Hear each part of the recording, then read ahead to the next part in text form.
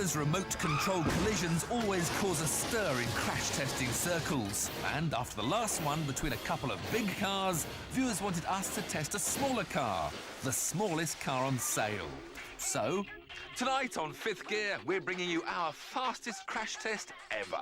We're asking, how much stick can a Smart take?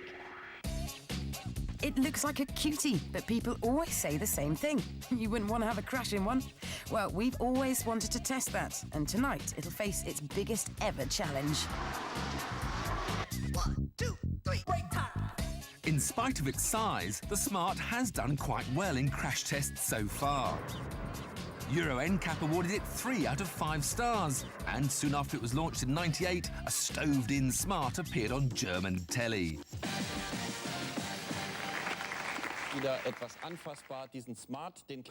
It was deemed the safest of 5 small cars tested at 40 miles an hour into a deformable barrier. Last year, insurance companies Decra and Winterthur upped the ante and fired a Smart into another car. The green Fiat Seicento's roof sickeningly creased under the strain, severely reducing the survival area. The orange Smart stayed intact, and its passengers would have sustained just minor injuries. But what if the Smart is a big car? Well, German car magazine Auto, Motor und Sport moved things on again and launched the Smart into a Mercedes S-Class. With both cars doing 30 miles an hour, the Smart punched a hole in the murk before bouncing away. Although landing on its side would have hindered a rescue attempt, the Smart was still pretty much in one piece.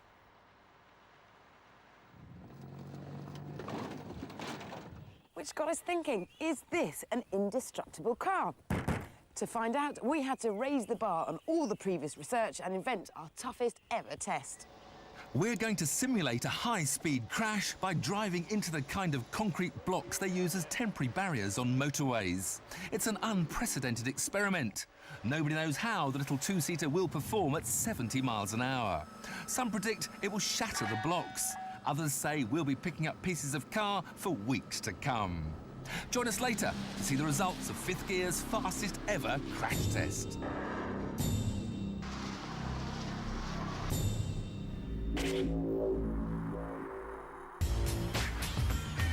We're finding out how tough Smart cars are.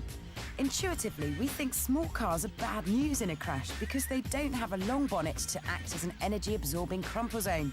The Smart gets round this by taking a different approach. The key to its defences is its so-called tritium safety cell, a rigid steel cage reinforced at key points. Smart describe it as the hard shell of a nut, with small but efficient crumple zones both at the front and at the rear. In theory, getting inside is like putting on a suit of armour.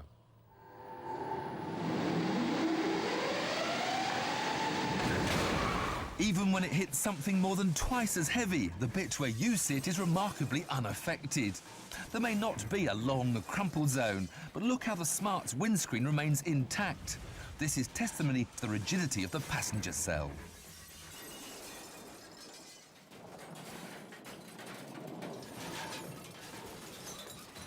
The downside of the shell's rigidity is that there's a greater potential for the crash forces to be transmitted through to the passengers.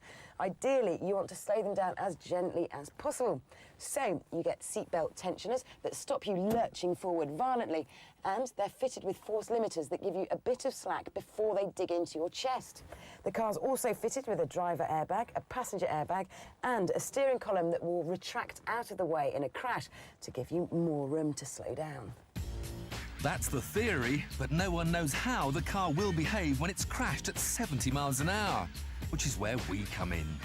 We've enlisted the help of engineering guru Dr. James Brighton. His team have converted a Smart so that the brakes, steering and throttle can be operated via remote control. Dr. Kim Blackburn will guide the Smart from a chase car straight into 20 tons of concrete block. It'll be similar to losing control at 70 miles an hour and spearing off into the temporary barriers on a motorway. Surely now the Smart has met its match. Kim to James, 10 seconds. 10, 20, 30, 5, give me straight, keep it straight. Thank you. 40. 45.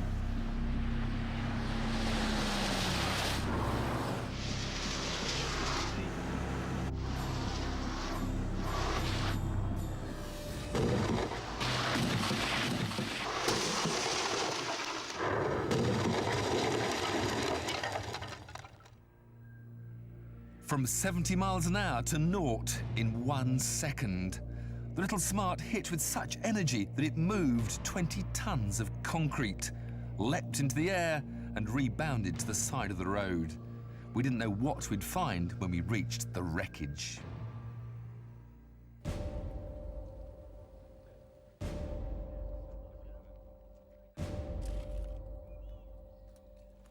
The steel cage has certainly done its job really well. You can still see the original shape, just that one nasty kink there. Don't forget, this is a car without a roof. The plastic was just shattered. So without even the strength of a roof, there hasn't been that much effect. You can in fact open the door. Bits fly out. And it's only really when you come around the front you do see that massive impact. Around the other side, though, it still looks remarkably like a Smart car. You can see the full shape of the door. Indeed, the door not only opens normally, it closes again. So that does show how well that cage has worked on this impact. We were staggered at how well the Smart seemed to have stood up to our high-speed collision, but couldn't help wondering how a conventional small car would have performed in a similar test. So we found out. Another remote-controlled 3-star NCAP car, 70 miles an hour into concrete blocks.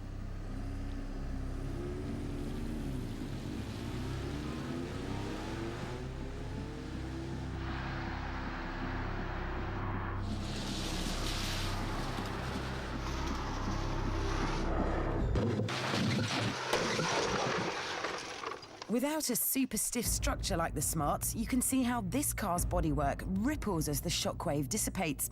But again, the body looks remarkably intact, given the huge energy involved. Closer inspection revealed that there had been some intrusion into the footwell, but in comparison, the Smart looked to have suffered even more. Perhaps most surprising was the obvious energy-absorbing qualities of the concrete. The Corsa's greater mass moved the blocks more than the Smart, but in both cases, the concrete didn't necessarily deliver the killer blow you might have thought. But here's the rub. The cars may have stood up to the severity of the crash surprisingly well, but the humans inside wouldn't. No matter what you drive, rapidly decelerating from higher speeds is something your internal organs simply cannot cope with. The chilling truth is, the people inside both cars would have been very unlikely to have survived. So, how much stick can a Smart take? A lot. But that can't be said for its passengers.